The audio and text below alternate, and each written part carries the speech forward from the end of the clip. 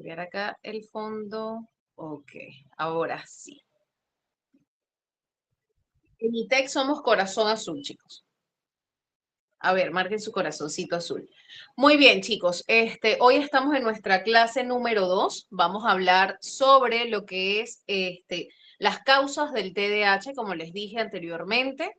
Realmente es una clase muy bonita, un poco densa, así que prepárense. Espero que puedan hacer las preguntas que tengan para que puedan irse con una mayor claridad de cuáles son las consecuencias o las causas del TDAH. ¿Ok? Muy bien, voy a compartirles por acá la pantalla. Denme un segundito, a ver. Me imagino que en el transcurso de la clase se van conectando el resto de compañeros. Si quieren pueden escribirles en el chat, oye, mira, estamos comenzando, todavía hay tiempo de que se unan. ¿Para qué? Para que puedan enlazar lo que hemos aprendido en la clase anterior con lo que vamos a ver el día de hoy, ¿sí? Ahora sí les puedo compartir por acá. Muy bien.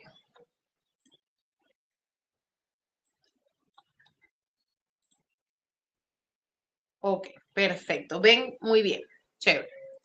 Bueno, chicos, nada, vamos a dar inicio a nuestra clase de hoy. Como siempre les digo, pueden levantar su manito si tienen dudas, pueden escribir en el chat y vamos leyendo las preguntas, ¿ok?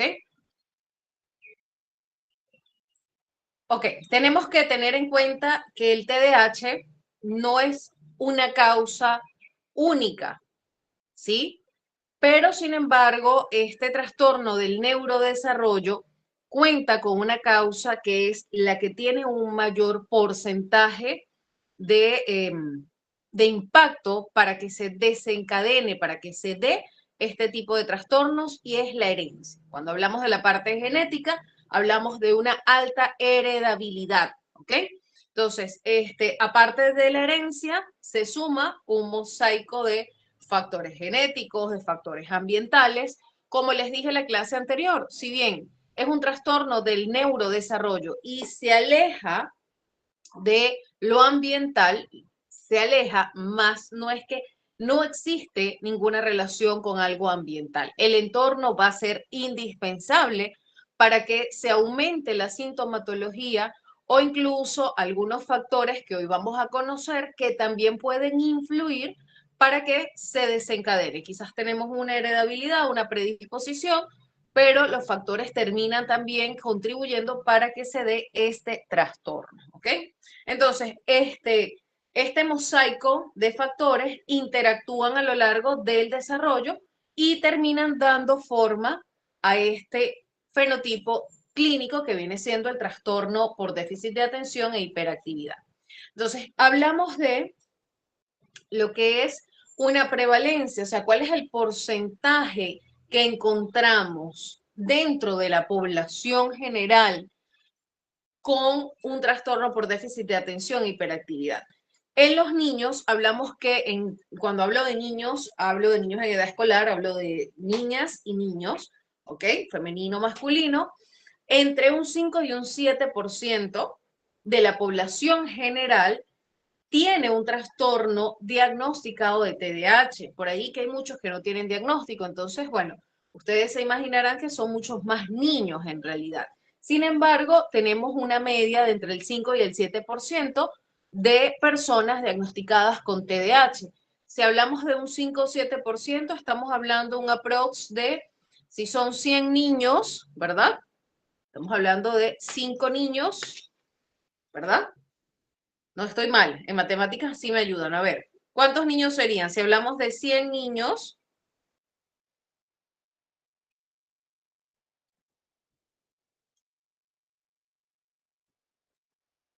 ahí me ayudan a sacar el porcentaje. De 100 niños, 5 o 7 niños. Imagínense a nivel mundial cuántas personas, cuántos niños diagnosticados con TDAH tenemos, ¿no? Ya sabemos que el TDAH no es algo que está de moda, que no es algo que es algo nuevo, no es que es un boom que nunca había ocurrido antes, no. Sabemos muy bien que el TDAH es un trastorno que viene siendo reconocido como un trastorno hipercinético, ¿se acuerdan? ¿Se acuerdan de la palabra? No creo que se vayan a olvidar. Desde 1980, 1960. Por ahí, yo también me olvido, yo soy malísima con las fechas, ¿ah? Pero viene desde hace muchísimos años que se instauró, o sea, o se consolidó por primera vez en el DSM-2, en el segundo manual de diagnóstico, ¿ok? En el caso de los adultos, hablamos de que hay entre un 2 y un 5% diagnosticados, ¿sí? Recordemos que no es que ahora las evaluaciones sean una moda tampoco, sino que por supuesto la población tiene muchísimo más acercamiento hacia la importancia del cuidado de la salud mental. Entonces, por ende, se acude muchísimo más a terapia, ¿sí? Entonces, muchos adultos recién que están yendo a consulta están siendo diagnosticados. Y hablo de adultos, no solamente adulto joven, hablo del adulto intermedio, hablo del adulto mayor también, ¿ok? Muy bien, el primer factor, como les dije, diría que uno de los más importantes, sin embargo no quiero restarle importancia al resto, pero este es uno de los más valiosos e importantes para lo que es la causa de TDAH, porque hablamos de que distintos estudios que se han realizado demuestran que tiene una heredabilidad entre el 70 y el 80%. ¿Ok? Este estudio que yo he estado explorando y que les comparto, dice que el TDAH tiene una fuerte base genética. Los estudios, ellos hicieron estudios de gemelos, donde indicaba una heredabilidad entre el 70 y el 80%. ¿Okay?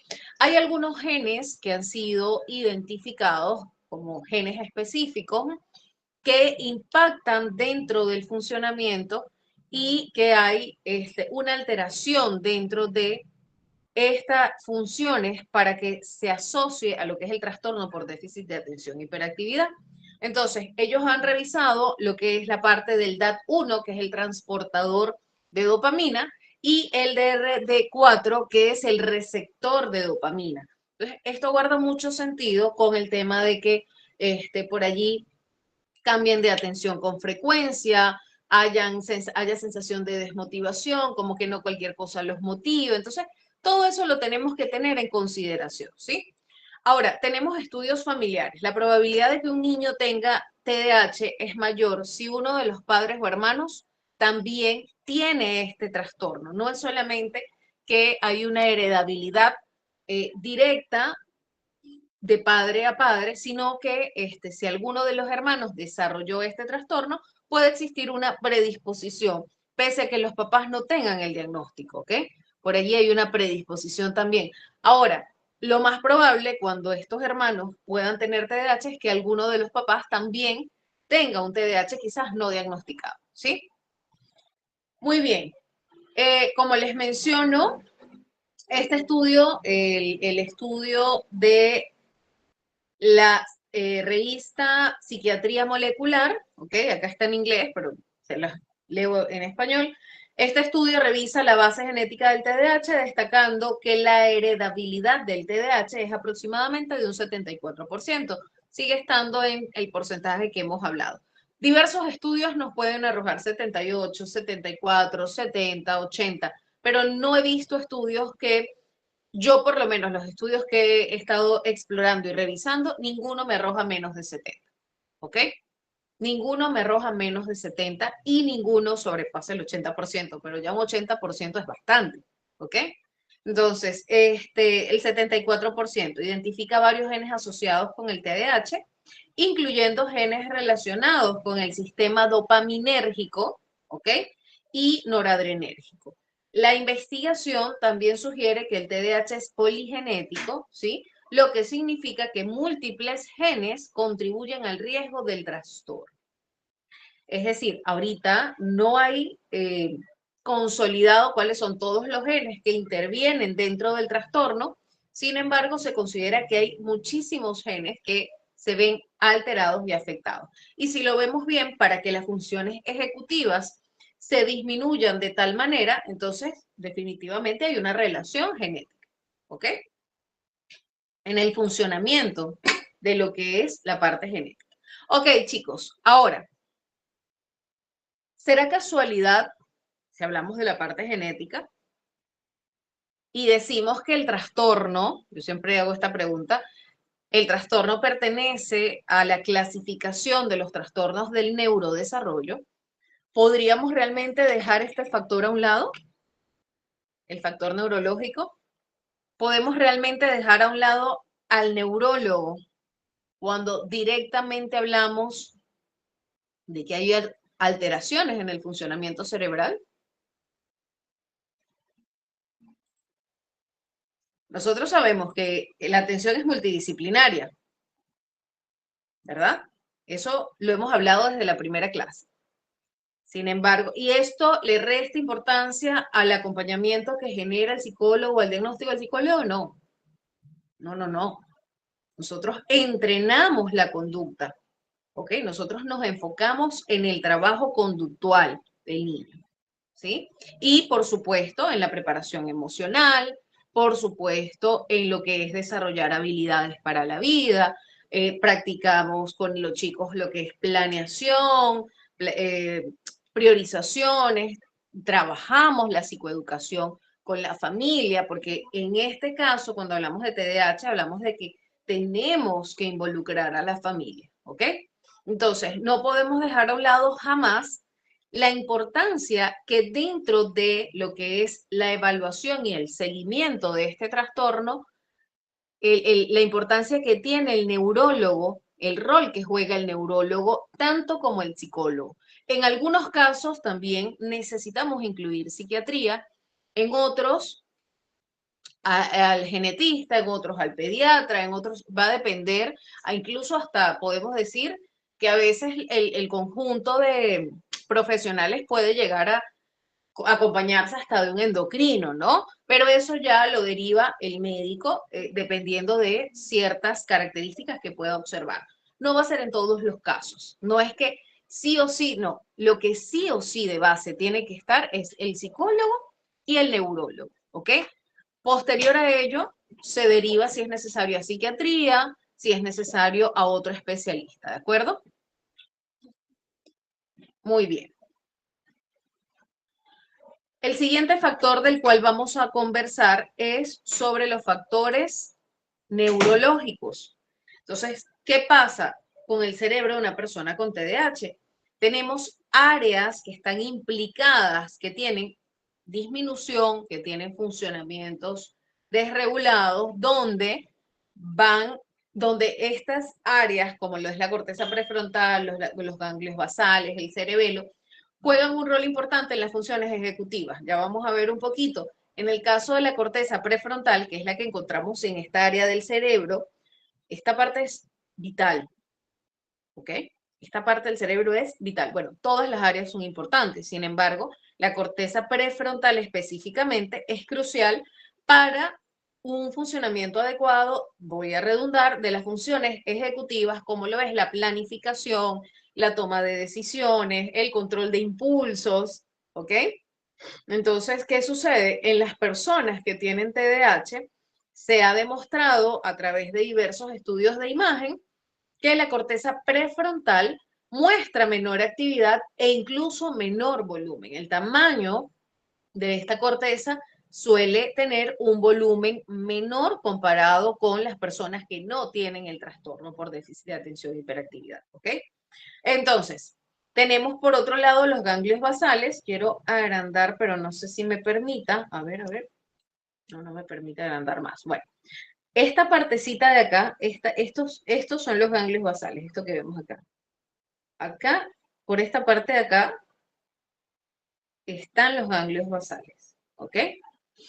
Y por acá que tenemos el cerebelo, también vamos a encontrar parte de algunas funciones ejecutivas que afectan a la hora que también tiene una disminución en la actividad, ¿ok? Dentro de los ganglios basales se dice que estos núcleos subcorticales están involucrados en lo que es la regulación de los movimientos, ¿ok? Entonces el control ahí vamos a ver un poco lo que está relacionado a la parte de la hiperactividad como tal, de los movimientos excesivos, el control de movimientos, la atención. En el TDAH se ha observado una disfunción de los ganglios basales, ¿ok? Lo que puede contribuir a síntomas de hiperactividad e inatención. ¿Cómo podríamos dejar a un lado al neurólogo? Necesitamos revisar cómo está ese chico, ¿ok? Necesitamos contrastar, necesitamos validar, ¿no? Eso es como cuando nos dicen, oye, mira, estoy enfermo del corazón. Yo sé por qué tengo tantas palpitaciones, tengo que, eso lo sabemos perfectamente. Eso lo puede saber el enfermero. Pero ¿quién tiene que revisar el corazón? A ver, ¿quién revisa el corazón? ¿El enfermero? A ver, están como calladitos hoy. Cardiólogo. El cardiólogo. Cardiólogo. Entonces, yo como psicóloga voy a identificar, no quiere decir que el psicólogo, igual que el enfermero, cada especialista es auténtico y maravilloso y necesario para su área. Los enfermeros tienen una, wow, yo de verdad miro quiénes son enfermeros, o sea, tienen que aprender de todo, ¿sí? Entonces, en el caso de el psicólogo versus el neurólogo, yo puedo identificar, yo puedo saber esto. Yo puedo tener claro que podemos estar frente a un caso donde la corteza prefrontal de repente está disminuida, donde los ganglios basales, pero yo no tengo los aparatos para ver eso. Yo no manejo esas herramientas. E incluso si lo hiciera, es ilegal, no me corresponde, ¿verdad que no? Entonces, ¿qué tenemos que hacer? Tenemos que derivar. Zapatero a su zapato. Yo toda la vida amaba esa frase, zapatero a su zapato. ¿Sí? ¿Podemos aprender de todo? Maravilloso, excelente, pero nunca podemos nosotros usurpar la profesión de otro especialista cuando no lo hemos hecho, ¿ok? Muy bien.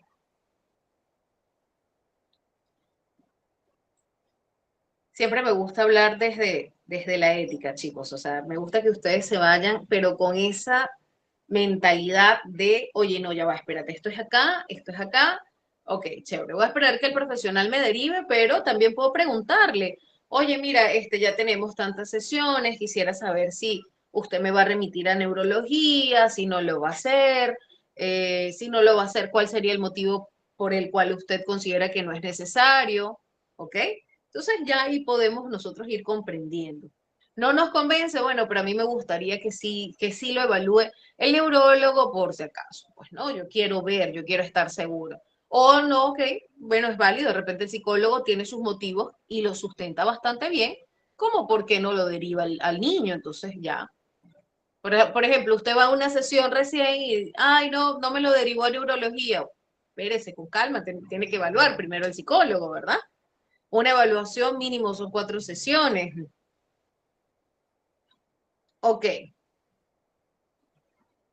A ver, alguien comentó, creo. Ah, no, Luis está transcribiendo. Ok, perfecto. Por acá veo varios conocidos. Ajá, ahí está Yesenia.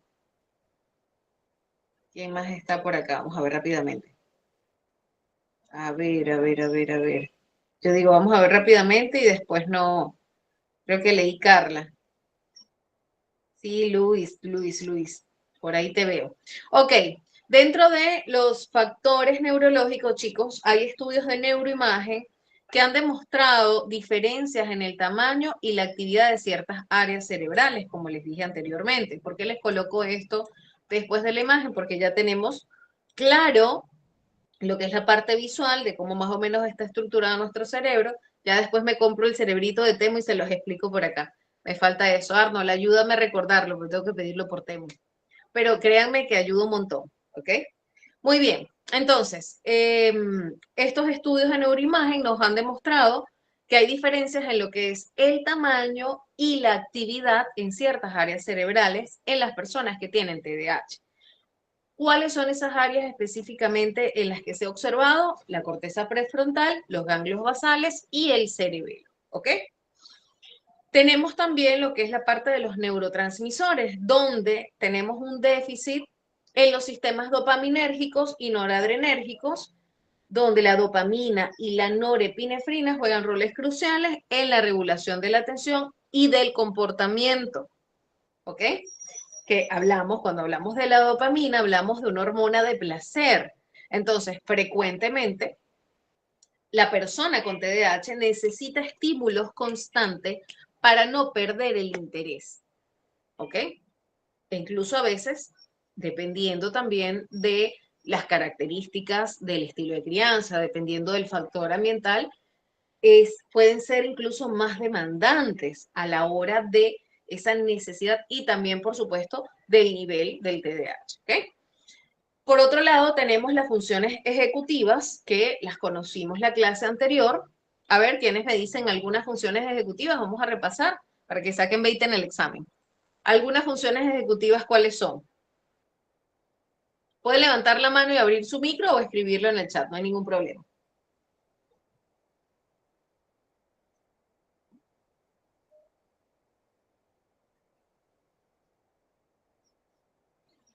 Mabeli, te escuchamos. Bueno, por ahí nos dice Milagro, foco, muy bien. Te escuchamos, Mabeli. Sí, entre las funciones ejecutivas que yo recuerdo está la activación, el foco de atención, el esfuerzo, la acción y la memoria. ¿Cómo que no van a sacar 20? ¿Ah? Por favor, estos chicos los tengo entrenaditos. ¿Ya ves, Arnold? Ok, ok, muy bien, te felicito, Mabel. Así es, tenemos el control, perdón, tenemos el movimiento, tenemos lo que es la parte que se encarga del área emocional, ¿sí? Súper, chicos. El foco, uno de los más comunes que se ve alterado, pues, ¿no? Muy bien. Entonces, tenemos dificultades en las funciones ejecutivas que van a incluir problemas con la memoria de trabajo, ¿ok? Con el control inhibitorio y la regulación emocional. Sabemos que las funciones ejecutivas abarcan muchísimo más que eso. Según este estudio de aquí sí, aquí esta traducción es más larga, esta sí no la hago, de ciencias cognitivas, AmTrends, este estudio utiliza neuroimagen, dime un segundito, este estudio que utiliza neuroimagen para identificar diferencias estructurales y funcionales en los cerebros con TDAH, se encontró que las personas que tienen TDAH tienen diferencias en la conectividad de las redes cerebrales a gran escala, particularmente en la red de modo predeterminado y la red frontoparietal. Estas diferencias pueden explicar las dificultades en la atención sostenida y la regulación del comportamiento observadas en el TDAH. ¿Ok? Muy bien. Algunos factores ambientales importantes, chicos. Fíjense, esto es algo que yo, bueno, entendí no solamente gracias a la psicología, sino a la experiencia de vida, pero sobre todo al estudio de la psicología. Yo trabajé con chicos con problemas de adicciones en Venezuela hace muchísimos años y realmente la dinámica familiar comúnmente suele ser dinámicas bastante disfuncionales. Suelen ser en su mayoría, no todas son disfuncionales, pero el 95% lo son. ¿Ok? Entonces, eh, el consumo, el consumo puede generar también puede funcionar como un desencadenante del mismo trastorno. ¿Ok? ¿Por qué? Porque cuando nosotros tenemos consumo de tabaco, de alcohol incluso, y de drogas peor todavía, nosotros alteramos la parte genética del bebé. Nosotros alteramos nuestro ADN. Y eso, cuando nosotros llegamos a concebir, entonces lo transmitimos de ese modo y por eso muchas veces también hay alteraciones que generan o desencadenan este tipo de trastorno, ¿ok? Entonces, para que tengan una idea, la exposición prenatal también tiene un impacto que es de mucho cuidado, que es muy importante abordar. Yo creo que actualmente estamos en una generación que si lo vemos bien rechaza muchísimo más el alcohol, fomentan mucho más la cultura del ejercicio, ¿no? Versus la etapa de los 90, ¿no? Entonces, por allí creo que hemos tenido buenos avances, ¿sí? Entonces, hay un buen impacto, hay un buen resultado. Tenemos que continuar la psicoeducación, sobre todo con evidencias, ¿sí? Entonces, el ser humano en su mayoría busca vivir bien sobre todo, ¿sí? Entonces, la exposición prenatal nos afecta para poder, y es no un determinante, pero sí un factor muy importante a la hora de nosotros poder concebir y predispone con mayor hincapié el desarrollo de un trastorno como el TDAH. Ojo con lo que estoy diciendo, chicos, no les estoy diciendo que si fumo cigarrillo tengo un hijo con TDAH. No es así directamente. Sin embargo, el consumo constante, las adicciones alteran nuestra genética y ello puede ser parte de lo que desencadena un trastorno por déficit de atención e hiperactividad. Que quede claro eso. Francis, te escuchamos. Buenas tardes. Sí, maestra, también el exceso de estrés, porque mayormente yo he estado leyendo unos libros y he visto que las mujeres de las farándulas y estas mujeres, los bebés de ellas mayormente salen con problemas porque esto es el estrés. Todos los días el afán de vida que ella lleva no es una vida normal, porque no comen a su hora, no están pendientes medicamentos a la hora que le toca, siempre tienen una vida desorganizada. Así es. Mira, si ustedes ven, ¿qué sucede cuando nosotros vivimos todo lo que hacemos, todo lo que nosotros experimentamos, como lo es el estrés? Altera nuestro sistema de alerta, nuestro sistema nervioso, y eso también afecta lo que es nuestra parte genética. De hecho, una persona bajo un estrés constante, su parte fenotípica se va a ver incluso hasta alterada, chicos. O sea, el rostro cambia. ¿Me hago entender? Entonces, imagínense, ¿y por qué hago este ejemplo? Porque si el rostro cambia, ¿cómo cambiamos nosotros por dentro? Y sí hay evidencia científica de ello, ¿ok? Entonces, sí, incluso por acá creo que también está ese factor. Muy bien.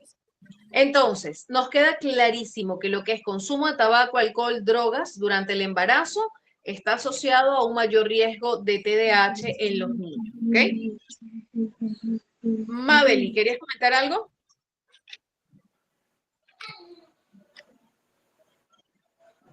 Tienes tu micrófono abierto, corazón. Ya, chévere. Chicos, si quieren comentar, aportar, así como lo hizo nuestra compañera, yo encantada de escucharlos. He tenido estudiantes que incluso me han comentado de libros, después no me lo compartieron por allí, pero si yo veo, por ejemplo, que ustedes me hablan de algo que yo no lo he revisado, yo les pido envíenmelo, o sea, vamos a verlo, ¿ok? Es súper válido que compartan lo que ustedes también conocen, ¿sí? Jimberly, es un gusto poder estar presente. Para mí también es un gusto tenerte a ti y a todos. Y he podido vivir esa realidad de cerca, me imagino, corazón. Si quieres compartirnos tu historia, puedes hacerlo por acá para de repente nos sirve para comprender un poco más, Jimberly. Tú eres venezolana, yo también soy venezolana en Perú. Tengo 8 años, yo soy venezolana y peruana ya. Tengo 8 años acá. Ok, chicos, pero amando a cada uno de los países que se conectan con nosotros en ITED. Realmente hay una conexión muy bonita, un aprendizaje, hay una sincronicidad entre todos maravillosa. Mira, hemos tenido estudiantes, espero que no se me olvide nadie, de República Dominicana, de Cuba, de Miami, creo que de Florida también. Hemos tenido estudiantes de Bolivia, de Ecuador, siempre nos siguen de Ecuador, de El Salvador, hace poco tuvimos unas personas de El Salvador, de Chile, de Argentina, a ver, Colombia también hemos tenido, de Venezuela también, de Panamá también hemos tenido de Panamá, ya ven, dije, espero que no se me olvide ninguno. Si se me olvida, ustedes me dicen, ¿ah? De Honduras, mira. No, lindo, chicos, es una experiencia muy bonita. Mira, de Paraguay, no, internacionales, nos hemos vuelto en ITED y esa es la idea, llevar conocimiento. Ah, por supuesto, Milagros, ¿cómo que no de Perú si estamos acá mismo, no? Si el alma mater viene desde acá, desde Perú. Y lo digo y se me eriza la piel. Muy bien, chicos. Yo de hecho los acompaño actualmente desde Lima, ¿no? Entonces, muy bonita la experiencia de poder compartir con ustedes. Tienen una persona a cargo como lo es Arnold, maravilloso, que siempre está dispuesto a darles las mejores la mejor guía, el mejor acompañamiento, ¿ok? Muy bien, Carla nos dice, me gustaría saber cómo diagnostico a un adulto, tengo un niño con autismo nivel 1 y uno con TDAH, y yo tendré estos diagnósticos. Muy buena pregunta, Carla. No está de más pasar por una evaluación diagnóstica, ¿ok?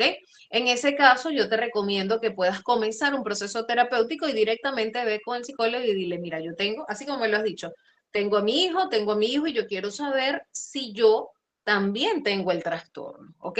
En el caso de los adultos, el diagnóstico suele demorar un poco más, eso sí te digo. Suele demorar muchísimo más porque, bueno, efectivamente hay que validar una cantidad de información desde tu infancia y eso lo vamos a ver mejor en la siguiente clase, ¿ok? Donde vamos a ver cómo llegamos a establecer un diagnóstico según el manual, pero no solamente guiarnos por el manual, también tenemos que aplicar pruebas, también tenemos que validar información de la historia clínica, ¿ok? Y por allí yo recomendaría, dependiendo de el diagnóstico presuntivo del psicólogo, bueno, que pueda descartar con neurología, ¿ok? Claro que sí, buenísimo, Carla.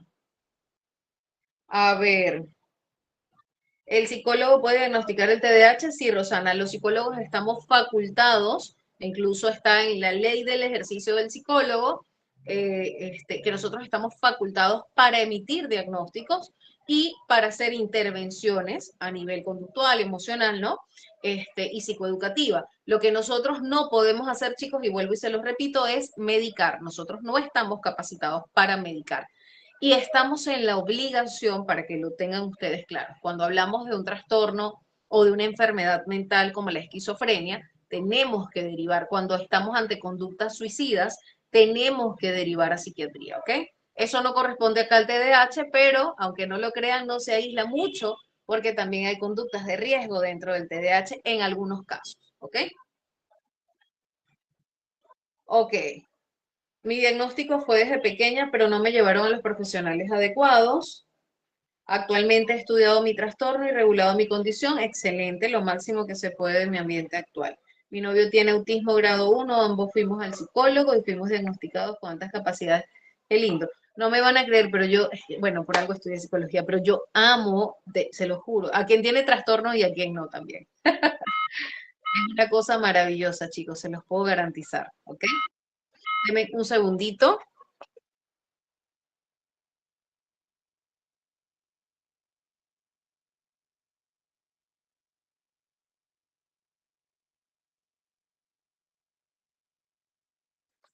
A ver, ¿me escuchan? Creo que se me salió de acá la clase. Denme un ratito para volver acá con el video. Acá estamos. Ya.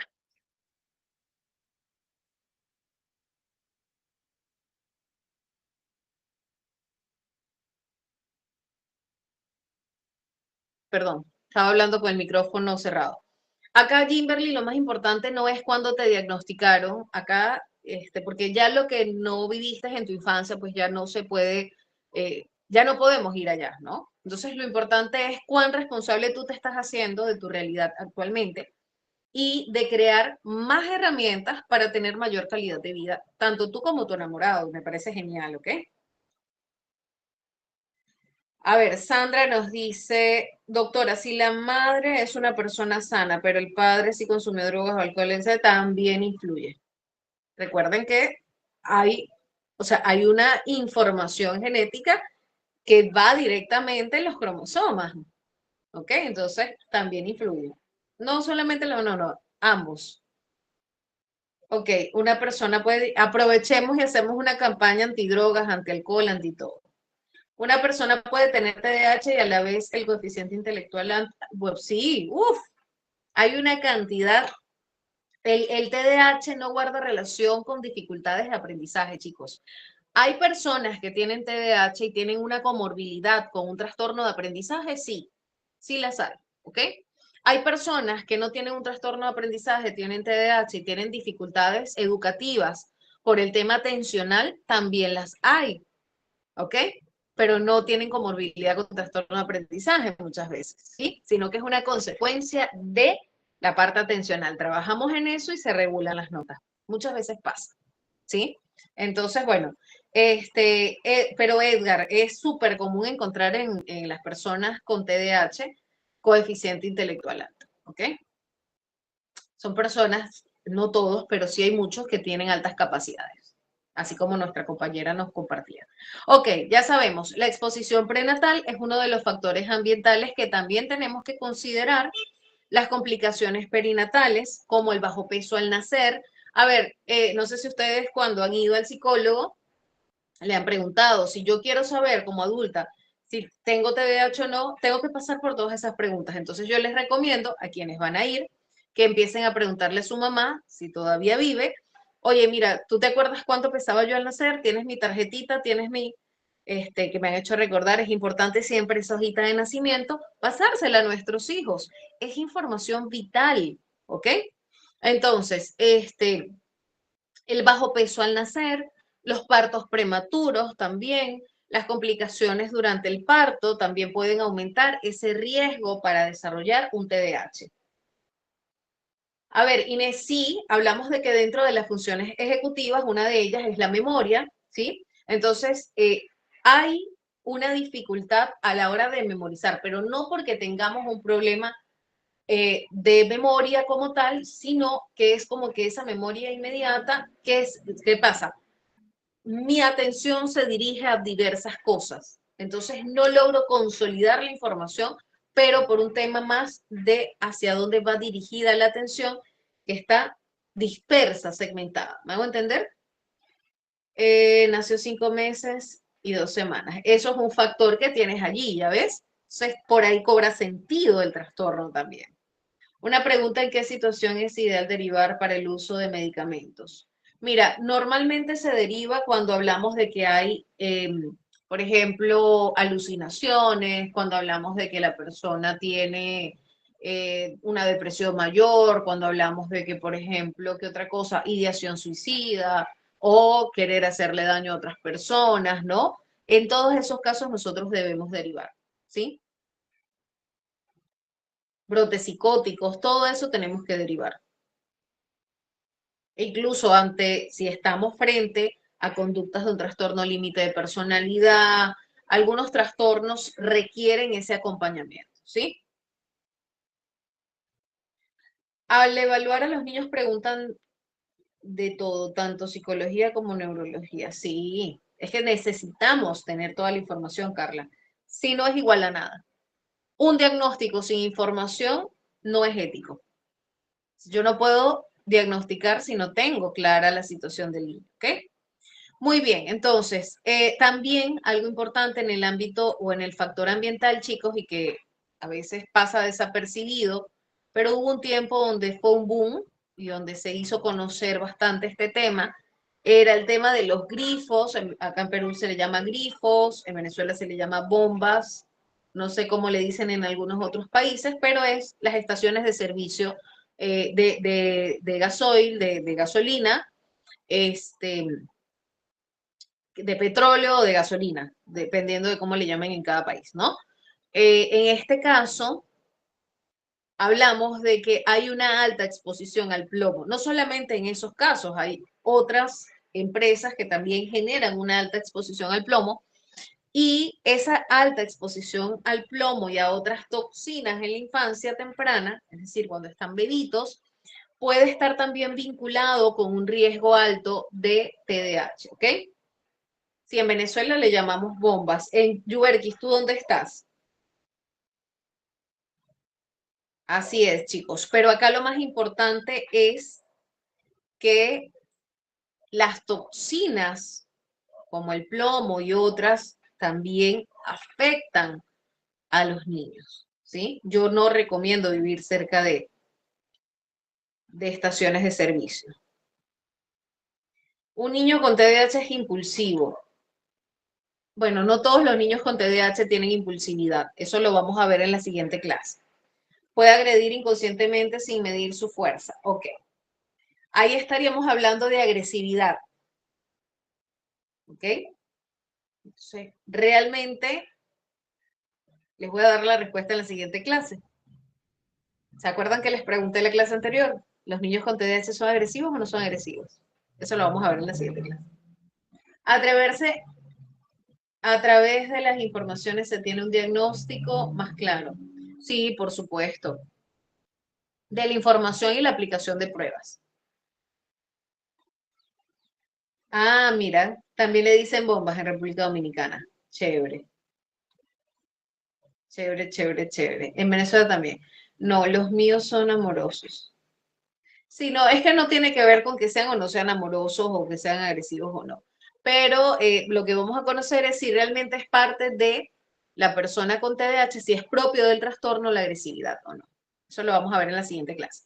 Ok, de acuerdo a este metaanálisis de la revista pediátrica, nos dice que examina la relación entre la exposición prenatal al tabaco y al riesgo del desarrollar TDAH, donde los resultados indican que los niños que han sido expuestos al tabaco en el útero, es decir, cuando la mamá estaba gestando, tienen un riesgo significativamente mayor de presentar TDAH. Se sugiere que la nicotina puede afectar el desarrollo del cerebro fetal, lo que contribuye al desarrollo del TDAH. Ustedes han visto que en las cajetillas de los cigarrillos sale la afección del feto, ¿verdad? Y la parte cerebral. Todo eso, pues, nos desencadena mayores probabilidades de TDAH, ¿ok? A ver. Ajá.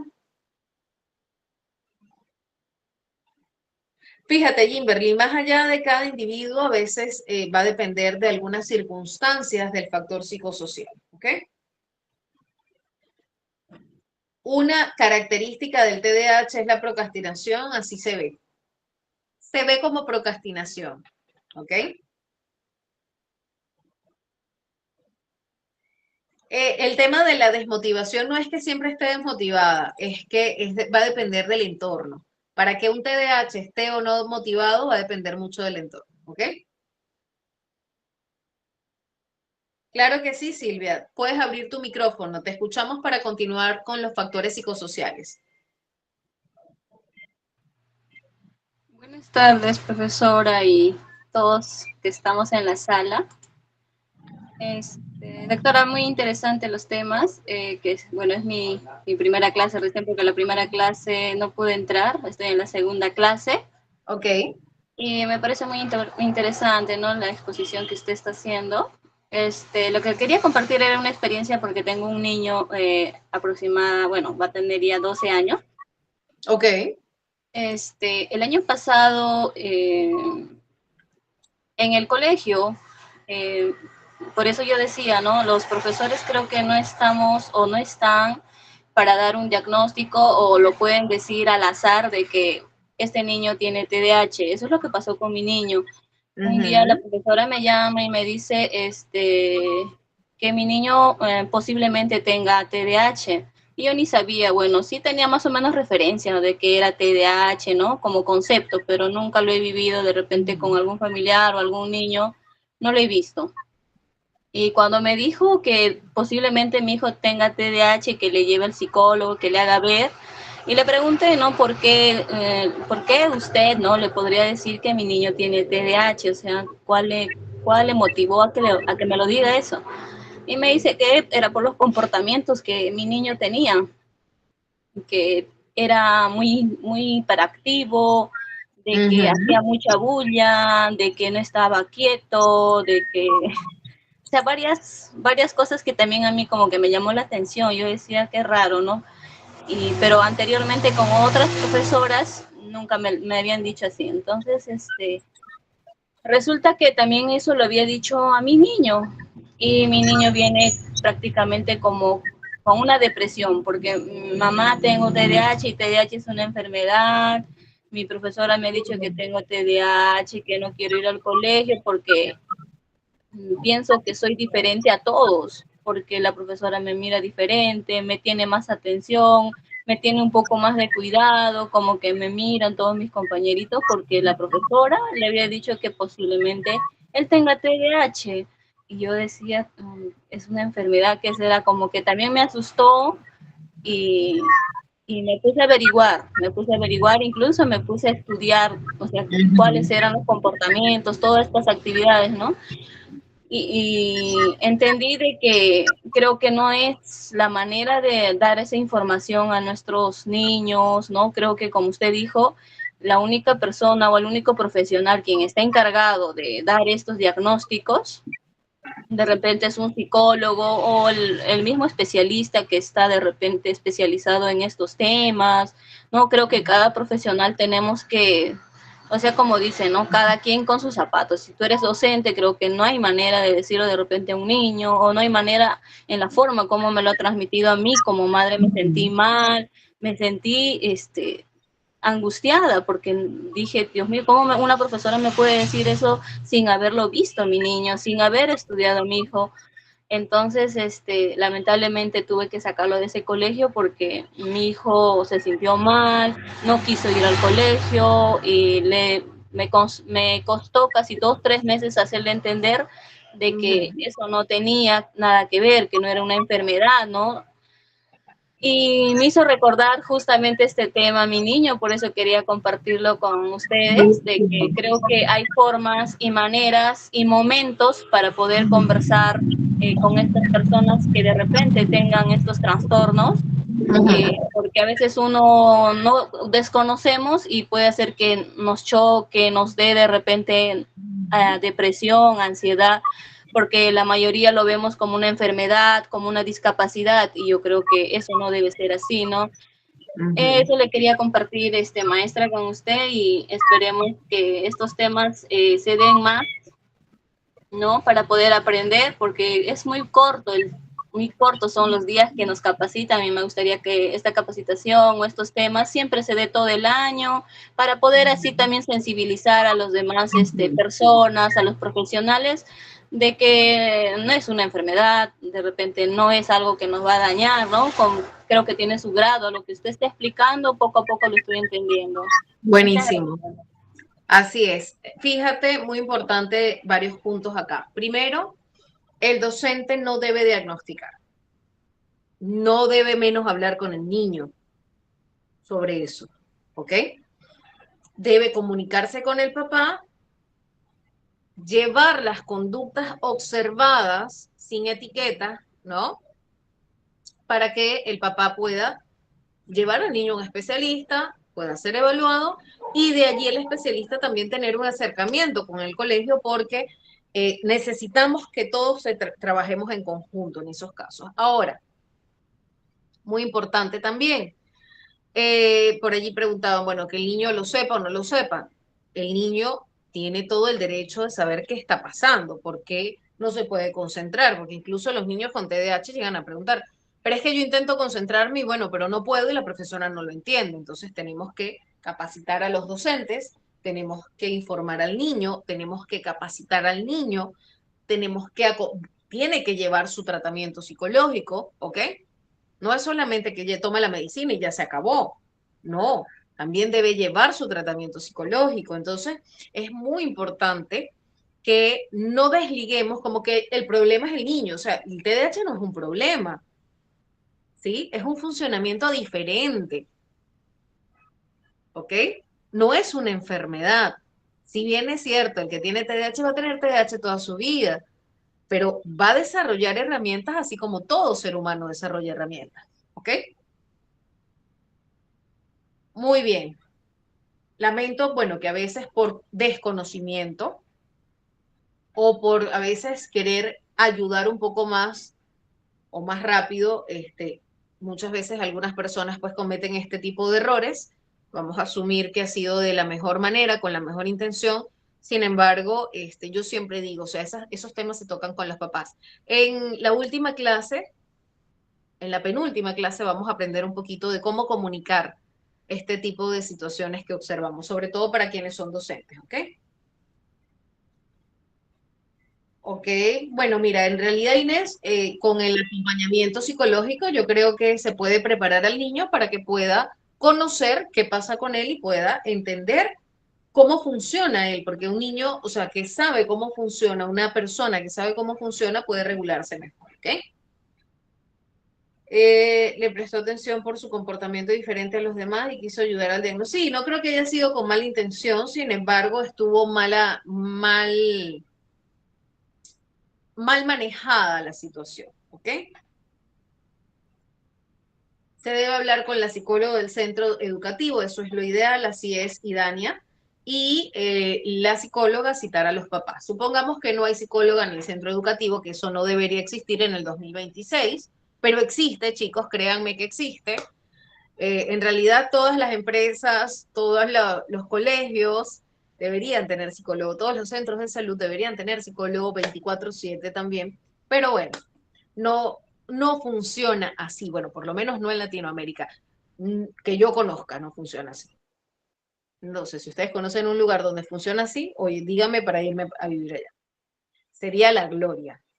Pero sí, o sea, apostemos a que eso llegue a pasar en algún momento porque realmente es necesario, es importante, ¿ok? Por acá nos dice, en el caso de que, les decía, perdón, me fui, yo también me voy. En el caso de que no hay un psicólogo, lo que observa el docente también lo puede comunicar a la mamá con cautela, con respeto, con las palabras preparadas para la reunión. ¿Okay? No es al azar, no es así como que, uy, no, es que el niño es terrible, no, el niño tiene TDAH, no podemos asumir eso, porque incluso a mí me viene un niño con una inquietud motora excesiva y yo no puedo decir tiene TDAH, yo tengo que evaluar, ¿sí? Yo veo un niño que puede tener síntomas de autismo y yo puedo decir, veo síntomas de autismo, pero yo no puedo decir el niño tiene autismo si yo no lo he evaluado, ¿ok? Porque qué tal que solamente estoy asumiendo eso por movimientos estereotipados. Hay un trastorno de movimientos estereotipados y solamente tiene eso. ¿Ya ven? El niño funciona bien a nivel comunicacional, a nivel social. Entonces no podría yo asumir que es un autismo. Entonces tenemos que ser muy respetuosos de lo que es un diagnóstico, tanto especialistas de la salud mental como más aún los educadores, ¿ok? Yo no sé qué tu gata. Katherine, ¿tienes tu micro encendido? ¿Quieres comentarnos algo? Por allí nuestra compañera levantó la mano. Tengo a alguien que levantó la mano. Empieza con S. Sandra. Te escuchamos, Sandrita. ¿Es observar una conducta en el niño? Hablar con el psicólogo. Te escuchamos, Sandrita, para continuar. Creo que hay una falta Doctora, de... Sí, te escucho, mi corazón. esa manito es ya de lo que le escribí ya en el chat. Ah, ya, perfecto, no te preocupes. Bien. Excelente. A ver. Tarararara. Sí te leí, ¿no, Sandra? Está arriba. Sí, sí, sí. Ah, ya, tú me habías dicho, claro, la característica de la programa. Sí, sí, te respondí. Perfecto. Muy bien. Continuamos, chicos. El tema de a las personas con TDAH incluso les cuesta muchísimo levantarse en la mañana, pero es por el tema de la función ejecutiva de activación. ¿Se acuerdan que lo vimos la clase pasada? Muy bien, muy bien. Un factor, se van a reír, un factor que no es factor, pero sí es factor, para que se rían, chicos. Ok, ¿por qué lo digo de esta manera? A ver, el factor psicosocial, yo lo asumo como factor, sin embargo, no es un factor que va a desencadenar el TDAH, o sea, que va a generar que haya TDAH. Lo que sí va a hacer este factor es que la sintomatología se mantenga, aumente o disminuya, ¿sí? ¿Qué hay dentro del factor psicosocial? Está el entorno familiar, las condiciones socioeconómicas y las experiencias tempranas de vida. Dentro del entorno familiar es importantísimo tener en cuenta el estilo de crianza, ¿ok? Eso va a influir muchísimo en lo que es la sintomatología del TDAH, el estrés familiar, como por allí lo escuchamos también, la dinámica familiar, que va a influir en la manifestación de estos síntomas. Las condiciones socioeconómicas, la pobreza. Imagínese usted un niño con TDAH que no es diagnosticado, sus padres no pueden estar en casa, carece de herramientas, carece de cosas materiales también para motivarse para un sinfín de situaciones y eso puede incrementar la sintomatología y aún más volverla más compleja con una comorbilidad de conducta, ¿ok? Entonces, sí es importante el factor psicosocial. El acceso limitado a los recursos educativos. Si yo no conozco, si yo no tengo herramientas para poder consolidar, entonces definitivamente esto va a incrementar una sintomatología. También los recursos de salud, como les dije, y en el caso de las experiencias tempranas, las experiencias que sean adversas en la infancia, por ejemplo, un abuso o una negligencia de una persona que tiene TDAH aumenta la sintomatología, ¿ok? De repente, si es un TDAH de tipo inatento, por allí, que esa atención se ve mucho más complicada de lograr. Podemos hablar de esto también, o la hiperactividad se da en mayor cantidad o se complica con otros trastornos también. Puede influir en el desarrollo de los trastornos de atención, lo que son supongamos que hay una predisposición genética, pero no se desencadenó. Y la persona, el niño vivió una experiencia adversa, un abuso o alguna situación traumática en su infancia que llegó a desencadenar el desarrollo del trastorno. También puede pasar eso, ¿ok? Entonces es muy importante permitirnos brindar un contexto adecuado para los chicos. De hecho, por ahí vi en las noticias, ¿no? El tema en El Salvador, me gustó muchísimo esto. Siento mucha empatía por el amigo Bukele, porque si bien es bastante rígido en algunas cosas que yo quizás no sería tan rígida, hay unas cositas que no comparto, pero el ocuparte de los estudiantes, ¿no? O sea, que los chicos vayan con las herramientas que necesitan sus útiles escolares. La tablet, porque realmente la parte tecnológica ahorita no la podemos obviar, ¿ok? Podemos regular. El problema no es la tecnología ni el uso de ella, es cómo regulamos nosotros como padres el uso de la tecnología. Allí es donde está el tema, ¿no? Entonces, un niño con todos los recursos, con todas las herramientas, genera mayor tranquilidad en el entorno y esto va a ayudar a que tenga un desempeño y un desarrollo muchísimo más acorde al bienestar, ¿sí? Y no solamente al bienestar económico, hablamos de bienestar emocional, bienestar psicológico. Eso da estructura, ¿ok? Muy bien. Este estudio revisa, el estudio que les coloco acá, de la revista Journal of the American Academy, que si alguien lo puede pronunciar en inglés, genial, of Child and, o sea, para niños y adolescentes, psiquiatría de niños y adolescentes, ¿ok? Este estudio revisa cómo el entorno familiar, uy, perdón, se me fue, sorry. Cómo el entorno familiar influye en la manifestación y en la gravedad del TDAH. Los factores como el estrés familiar, la disfunción familiar y los estilos de crianza inconsistentes están asociados con una mayor severidad de los síntomas de TDAH. Si hablamos de un hijo que tiene TDAH y hablamos de un hogar donde no hay rutinas, donde no hay estructura, donde no hay acompañamiento, donde no hay seguimiento, ¿cómo va a mejorar la sintomatología del niño con TDAH? Entonces, si hablamos de llevar al niño con TDAH al terapeuta, al psicólogo, pero no abordamos esos cambios en casa, puede que el niño adapte algunas cosas, pero difícilmente va a poder tener, a ver, un avance excepcional, ¿sí? Aunque el entorno familiar no causa directamente el TDAH, puede exacerbar, es decir, aumentar los síntomas en niños y crear una predisposición genética. ¿Ok?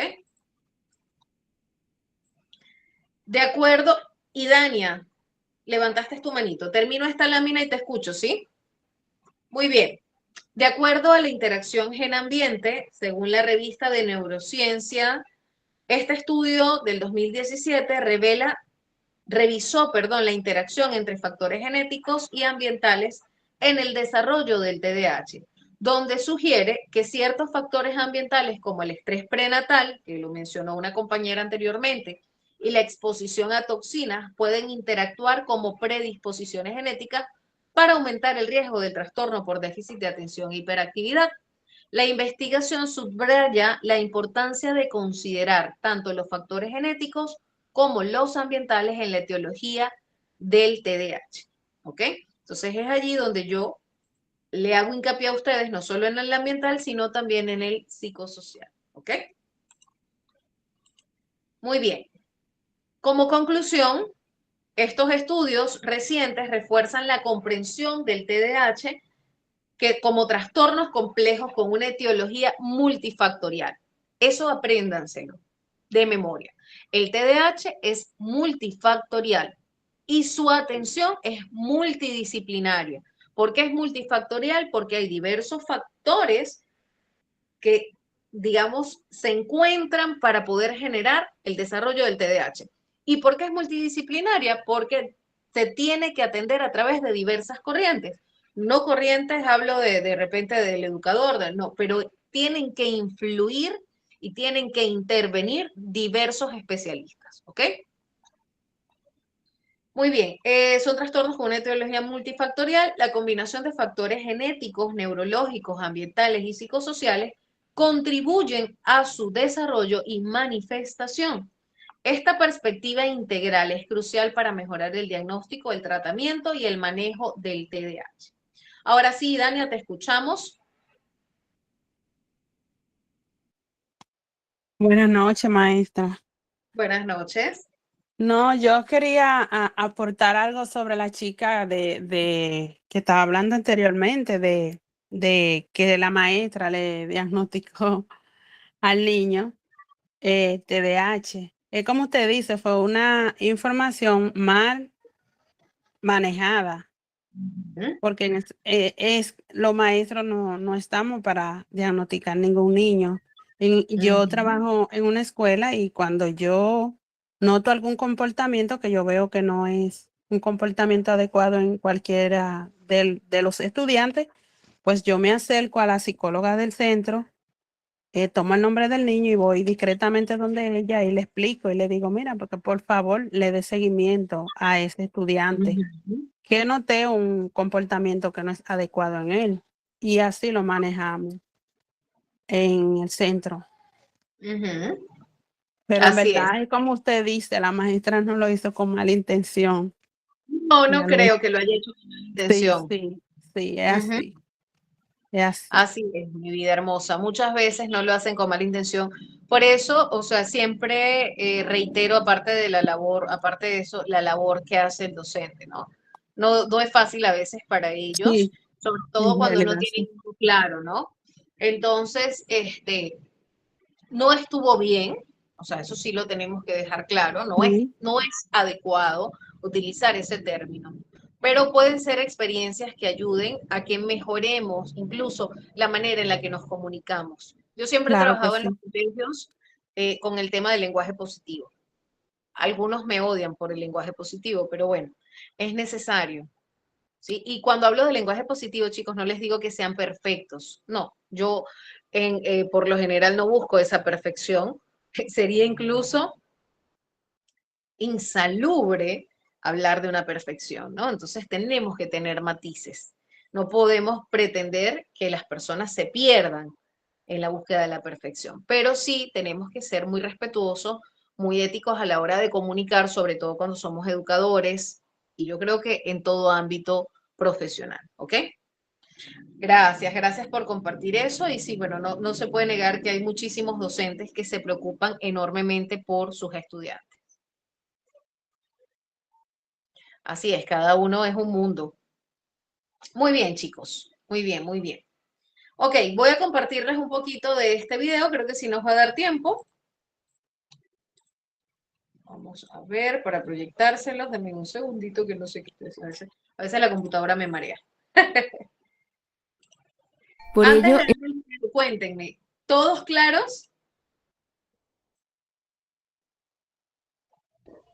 Sí, todo claro de este lado.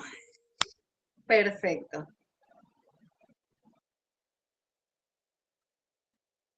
Muy bien, chicos, me alegra, me alegra. Vamos a apreciar un poquito de este video que también nos va a dar un poco de claridad. Si bien es cierto, les advierto, el video habla de algunas sintomatologías, pero no es lo mismo ver sintomatologías en un video que revisarlas exhaustivamente, como lo vamos a hacer en la siguiente clase.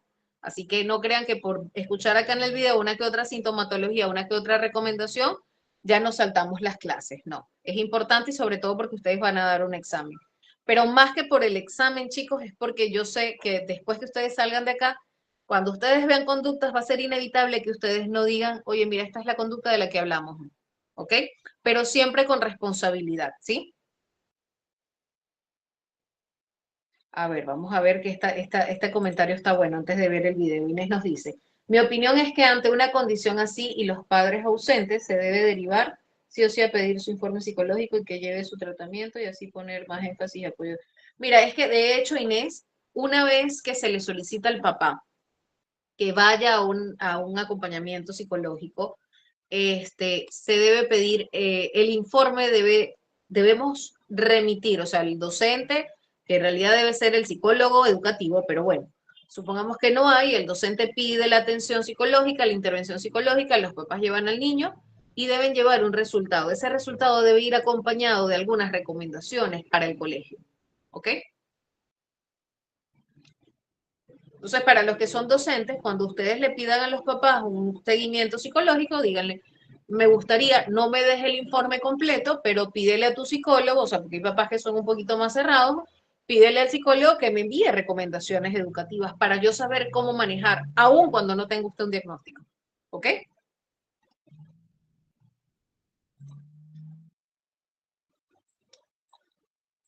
Muy bien. Bueno, si nos permite el videito, vamos a regresar acá. Me parece raro que no quiera agarrar. Déjenme cambiar de señal.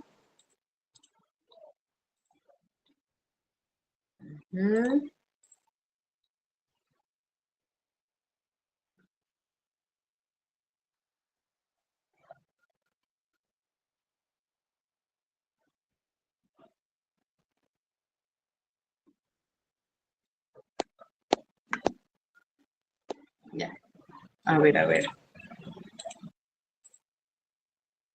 No sé qué pasa acá.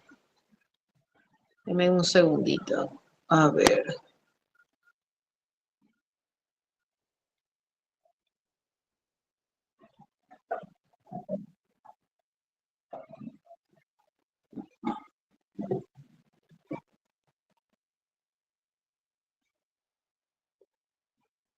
Ok. Ay, chicos, no sé qué pasó acá. Se quedó colgado. Denme un segundo. Vamos a apagar y vamos a encender de nuevo el Wi-Fi. Vamos a salir de acá. Raro, raro.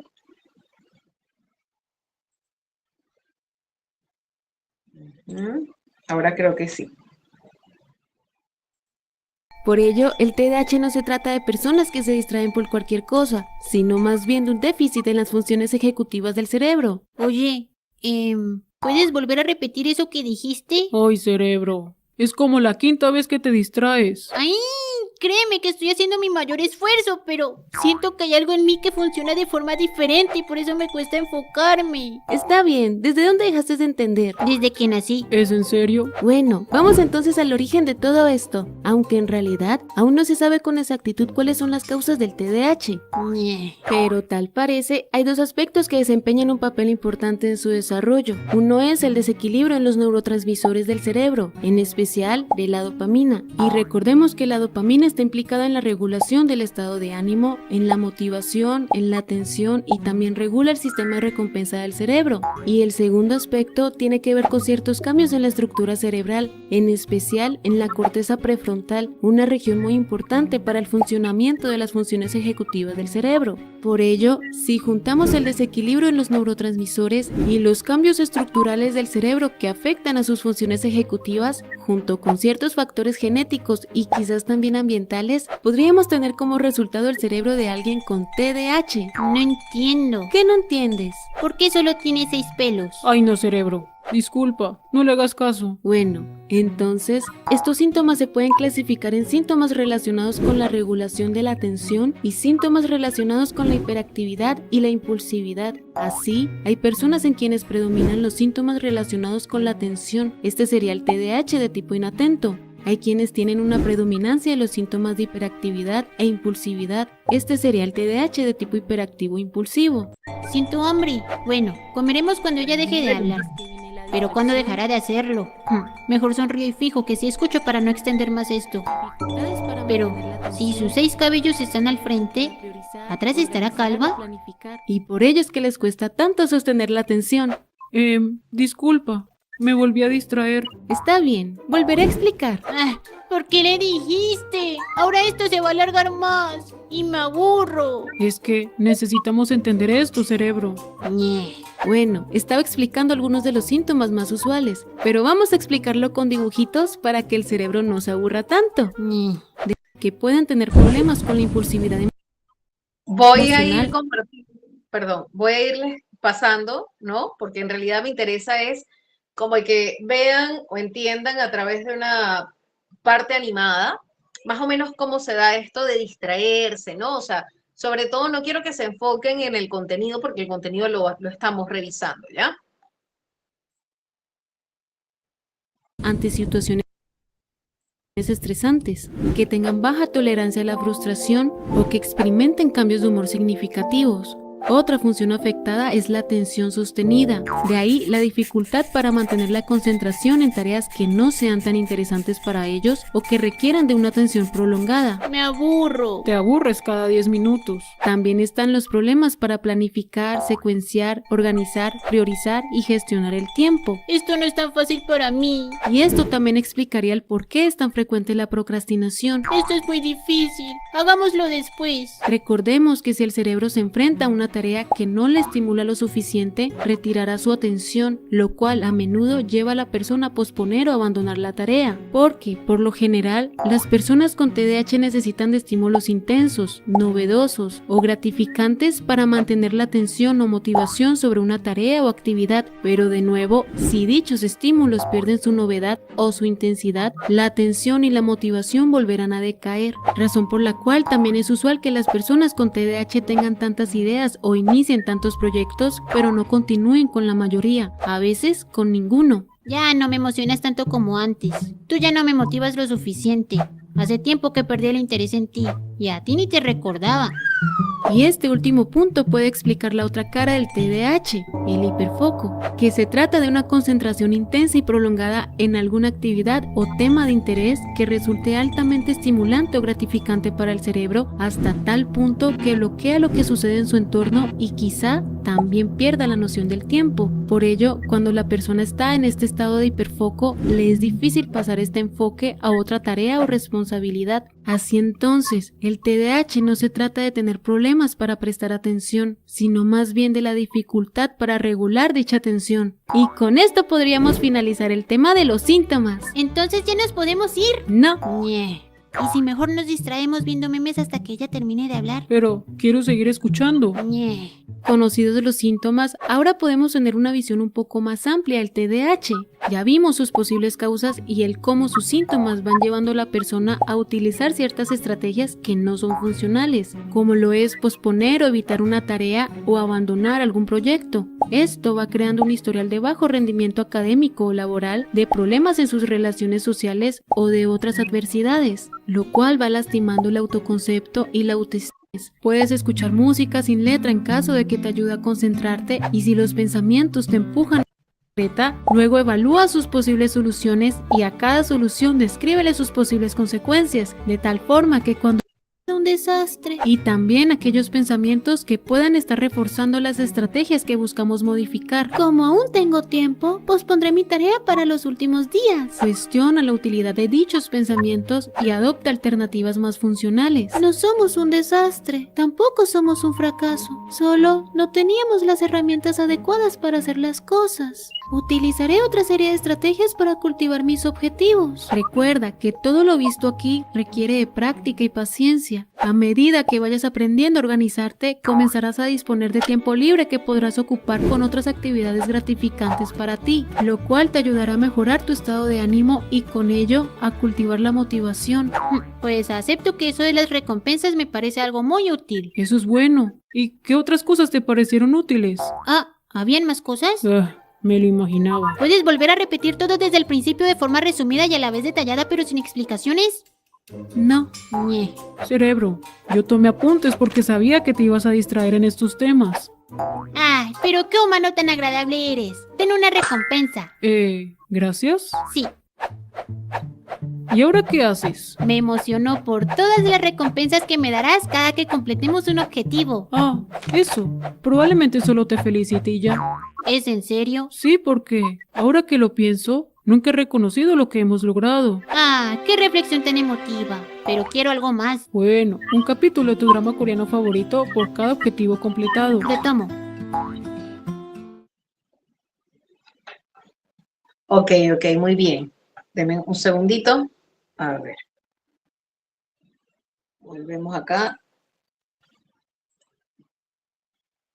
Ok, muy bien, chicos. Entonces, Estela, te escucho rápidamente para ir cerrando.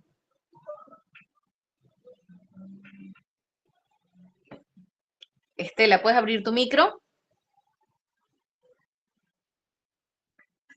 Ok, bueno, chicos, sí, te escuchamos. Lo último, solo quiero así como un poquito con mi hijo, ¿verdad?